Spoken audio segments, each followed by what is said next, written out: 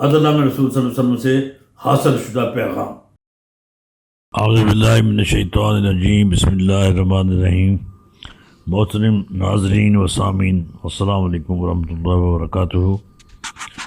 عدل نامہ رسول صلی اللہ علیہ وسلم کے ضمن میں پروگرام جاری ہیں، اور اس سلسلے میں ہم نے 3 پیغامات نشر کر چکے ہیں۔ آج چوتھا پیغام نشر ہوگا۔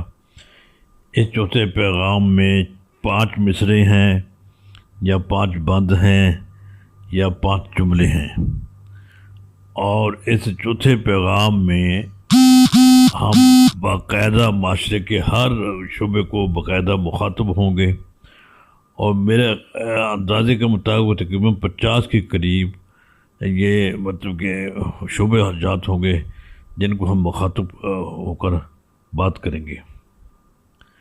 اس میں آج سب سے پہلے جو 5 شعبے ہیں جن کا، یعنی شعبے کے افراد جن کا چناؤ کیا گیا، اس میں سب سے پہلے حاکم ہے، اس کے بعد شوہر ہے، بیوی ہے، باپ ہے، اور ماں ہے۔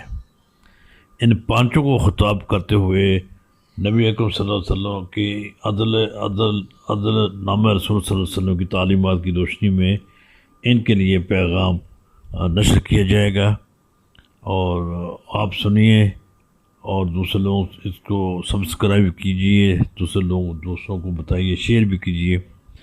اب آپ کے سامنے پیغام نمبر 4 پیش کیا جائے گا۔ اس کے بعد دوسرے پیغامات روزانہ نشر ہوتے رہیں گے انشاءاللہ العزیز۔ اب آپ سنیے پیغام نمبر 4۔ حاکم ہے تو حکومت میں عدل کر، شوہر ہے تو فرائض میں عدل کر، بیوی ہے تو حقوق میں عدل کر، باپ ہے تو شفقت میں عدل کر، ماں ہے تو پرورش میں عدل کر،